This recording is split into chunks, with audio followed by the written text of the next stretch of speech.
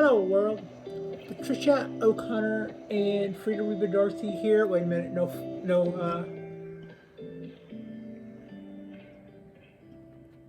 Frida Reba Darcy here.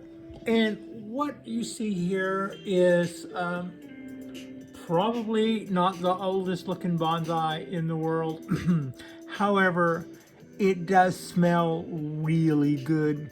This is, oh, and also it has another distinction. First.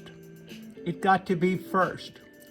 Some of you know that I got into bonsai as a kid, but I didn't stay long. I got kind of sidetracked by the 70s, the 80s, the 90s, the 2000s, the 210s, the 215s, in the 2020s. And then I came back to bonsai after a small. But a lot of it had happened in the time that I was away. For one thing, I changed my name and a few other things. So this is Patricia's first bonsai. And this is a Wisteria. It is a Japanese Wisteria sinensis. And they can bloom once or twice a year, like before they even put out foliage. And then sometimes they will put out a second flush of blooms at the end of summer. And these are usually, a lot of times you see wisteria and it's purple or blue or sometimes pink. And this one is a white one. And I started it from clone. I ordered a few clones on Etsy, and I stuck the rest of them in planters, and then with one extra, in case they all didn't make it, I ended up with one extra because they all made it.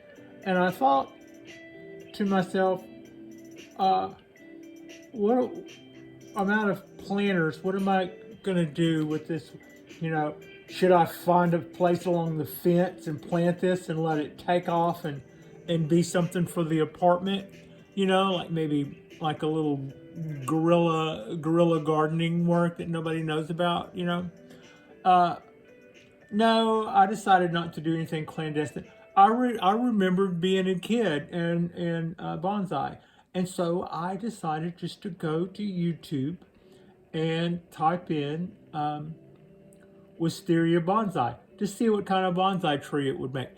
And in the course of the next 8 or 9 hours, I mean, when the sun came up, I was still watching Wisteria bonsai videos, and I had seen some really beautiful trees. And so I spent, not spent, I got a decent bonsai pot, and I did what every amateur person does. I took a stick and overpotted it in a nice bonsai pot, which then about 8 months later I broke. This is a $12 pot, and I actually like it. It was the kind of thing that I was looking for, but it's not a quality pot. But I would have gotten a pot like this had it been a quality pot. And you can see that it's got a seam here, big seam here. They could have removed that seam where it was molded if they would have taken a few minutes, but that would have taken a few minutes. But anyway, that's neither here nor there. So yeah, this is a slightly well, it's not over potted now. That's a $12 pot, and that's and that is a $4 Etsy clone. But it's been around for about 3 years. It doesn't have the most beautiful shape to it, but we are starting to build some sort of branch structure. We have been able to keep the guy fairly small, and the part where it blooms every year pays for its. That's worth the price of admission, right there.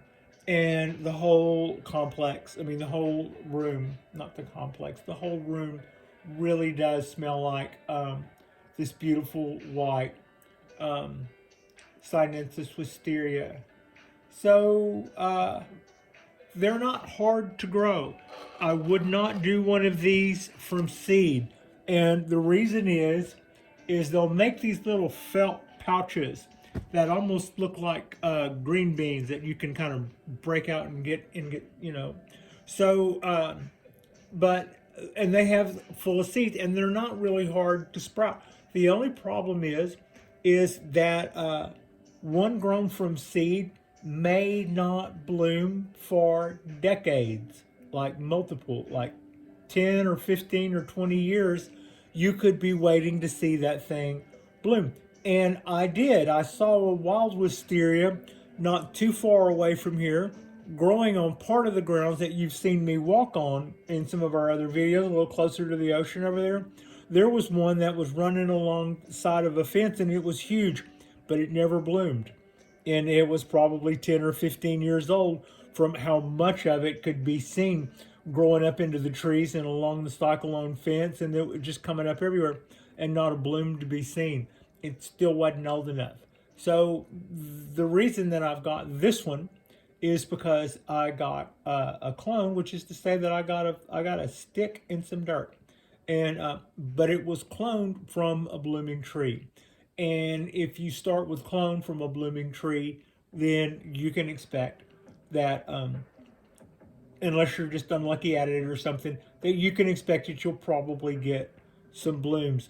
You can like bulk these guys up with fertilizer, and that can affect their ability to bloom and stuff. I'm doing everything single dose, and we started doing everything single dose last year, and this tree right along with them, along with the pines and everything that I've been doing. And as you can see, that hasn't affected its ability to bloom. These are super easy once you kind of obey the rules a little. They love water. So in summer, I actually put this guy in a pie tin without that much water, and it doesn't just soak up the water at that level. That actually kills the roots to some extent on the bottom, and that self prunes. So they grow, hit the water, die back, it's just something that they do, and it is also something that people do when they want them to bloom. And also, that's just convenient as all get out. If you can set a tree, your bonsai tree, in water, and then blow town for 2 weeks, securing the fact that it's still going to be sitting in water when you get back, then, you know, if it's the kind of tree that can survive sitting in water, then you've got a tree on your hands that you don't have to worry about, dying while you're gone. So if you kind of wanted to dabble your foot in bonsai, but still had to go out and earn the old living and pound the pavement and all that stuff, this guy would be the one that I could probably bring in the winter, and this would be the one that I could probably just continue like this. You don't have to do a whole lot of maintenance. It does want to be a vine. So in the amount of time that I've had this guy, if I were not trying to prune it back, it would already be 7 or 8 feet tall by now, and probably not much bigger around than that. But yeah, it would be a lot taller. And to that extent, when you prune, I haven't really paid that much attention, I gotta say. I don't really know the difference between the leaf buds and the bloom buds, but there are two different buds that come out the year before, like next season stuff comes out at the end of this season. So when you cut it back, if you cut it back during the fall, you might want to consider whether or not you're cutting off the what's going to be the next runners, or whether or not you're actually cutting off your blooms, and whether or not that matters to you. I love this guy blooming. It doesn't seem to, like some people don't necessarily will not want their bonsai trees to fruit because that's just so taxing. But I think that pretty much wisterias, whenever you see them, they're a go. They're kind of like the cherry trees. If they're not blooming, there's not, they can get big and they can get thick and they can get trunky, and you can make some beautiful wisterias. But you do have to work at it because they do want to be a vine. But you don't have to work at keeping them alive. That's the good part. The good part is they're not a hard tree to keep around for a few years or more. So yeah, um, that's it. What I did wrong with the wisteria, I nearly drowned this guy. Hearing how much they liked water, hearing that you could leave it standing in water, I decided to go with a potting mix instead of bonsai soil, even though I had akadama that I was already using for my cypress trees. But I thought that would, that just seemed, in my amateur way, that just seemed to make sense to go with some really good potting soil. Well, the problem with that is it soaks up the water and the tree just stays sopping wet, soaked. So then you end up with a toxic mess. The white flies move in, and um, and it wasn't really that the the tree didn't really die from that. It bounced back from that pretty easy, but it was pretty apparent that what needs to happen is you still need to be able to exchange water and oxygen throughout the tree. And even though it likes water, and even though you can set it in a dish, if you that guy right now is potted in akadama, and that makes it really easy. I pour the water through it, and as it runs through the pot, the air comes right behind it, and the akadama stays damp for a day or two, but it always dries out. By the end of the day, it's going to dry out. And this thing does produce a lot of leaves, and it does go through a lot of water, and it does like water. So all of those things combined, if don't assume that because it likes water that you should probably go with potting soil. That for me turned out to be a mistake. That plus the bonsai pot was a mistake. I couldn't let it dry out long enough for without that going too long without water, but it stayed an acrid mess longer than it should have. So yeah, that was the mistake there. And even then, that's the same tree that I did that to, and it probably cost me some growth. I mean, but we're not talking about what kind of great tree this is. This is, like I said, this is a clone I bought 3 years ago, and it keeps just giving us beautiful blooms every year. But as a wisteria, I learned a little bit about wisterias, and that's just what we're passing along. They're super, super easy to grow. Yes, you can grow them in a dish pan of water. Yes, you can overwater them. I have almost done it. Um, I've heard Peter Chan say something about the pan of water.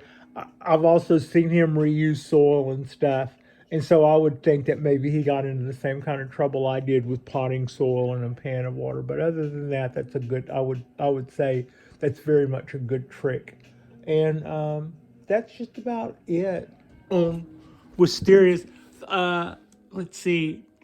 Couple of varieties of wisterias. There's Chinese and there's Japanese.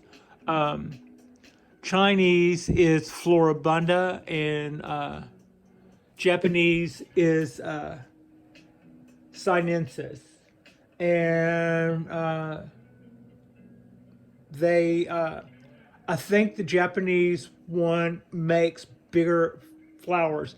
These guys can get up to, and will make those plumes will be about 8 to 10 inches before it's done, and they get longer as it gets older. So those will be foot long plumes here before we know it. I think the Chinese wisteria is a little more subtle than that. I think their blooms are not quite as big, and I don't think it's quite as fragrant.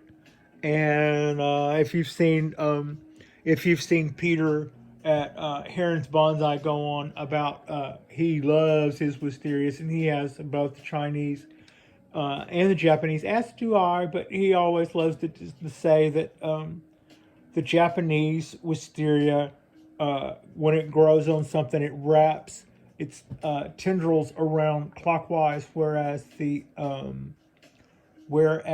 Chinese goes counterclockwise. I never really understood that because I'm dyslexic. it seems to me if you look at it from the top down, it's clockwise, and if you look at it from the bottom up, it's counterclockwise. But what do I know? Like I said, Listexia. Anyway, that's about all I've got to go on about Wisterias. But this is Patricia's first bonsai, and it was kind of what started the whole thing. And we are enjoying our spring. And one thing that sends us into spring every year is this guy gives us some really pretty blooms. And says thank you, Pat, for putting me in a nice pot and not watering me too much. So yeah, that's it on Wisterias. Thank you so much for watching.